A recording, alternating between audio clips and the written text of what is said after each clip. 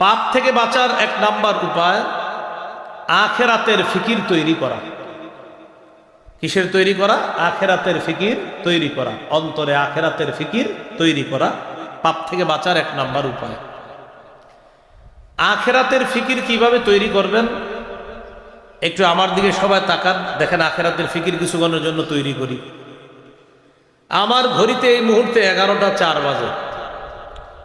এমনও হতে পারে আগামীকাল 11টা 4 আমি দুনিয়াতে থাকবো না। আচ্ছা, আমি যদি আগামীকাল 11টা 4 দুনিয়াতে না থাকি, কোথায় থাকবো? কবরে। আমার আত্মীয় স্বজন আমারে কবরে রেখে আসবে। হ্যাঁ, তারা সত্যি রেখে আসবে। তারপর কি হবে? কি হবে? আমারে প্রশ্ন করবে 3টা, উত্তর দিতে পারলে কি হবে? কবর জান্নাতের টুকরা হবে, না পারলে জাহান্নামের অংশ হবে। সত্যি? হ্যাঁ।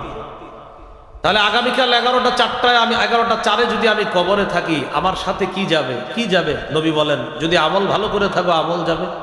তো আমি সারা জীবন যে সম্পদ কামাই করলাম সেটা নবী বলেন ওয়ারিশরা পাবে। সাহাবীদেরকে প্রশ্ন করলেন, তোমাদের কাছে সম্পদ দাম কোনটা, ওয়ারিশের সম্পদ না তোমার সম্পদ? সাহাবীরা বললেন, হুজুর আমাদের সম্পদ আমাদের কাছে দামি ওয়ারিশের সম্পদের চাইতে, কারণ আমাদের সম্পদ ওয়ারিশরা পাবে মরার পর, এই জন্য আমাদেরটা আমাদের কাছে বেশি দামি। নবীজি বললেন, ঠিক তো? কয় হ্যাঁ। এবার আমার দিকে তাকান, এটা হলো আমার সম্পদ, এটা ওয়ারিশের সম্পদ, কখন পাবে আর কি পরে মনে করেন। তো নবীজি বলেন, একটা হলো আমল আর একটা হলো মাল।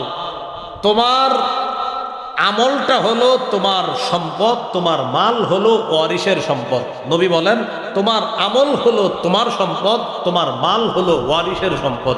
বলেন তো ভাই, আমল কার সম্পদ? আমার। বলেন, আমল কার আর মাল কার? ওয়ারিশ। তো নবীজি বললেন, তোমরাই তো বললা তোমাদের সম্পদ বেশি দামি। হ্যাঁ।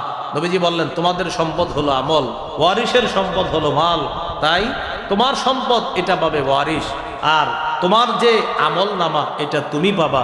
রাসূলুল্লাহ সাল্লাল্লাহু আলাইহি সাল্লাম বলেন, মৃত্যুর পর যখন কবরে যাবা, তোমার আমল তোমার সাথে যাবে আর তোমার মাল তোমার ওয়ারিশরা পাবে। এবার তুমি চিন্তা করো কোনটা বেশি গুরুত্ব দেওয়া দরকার। তাহলে আমাদের সম্পদের নাম কি বলেন তো? আমল। বলেন, আমাদের সম্পদের নাম কি? আমাদের সম্পদের নাম কি? আর ওয়ারিশের সম্পদের নাম মাল। বলেন, আমাদের সম্পদের নাম আমল, ওয়ারিশের সম্পদ।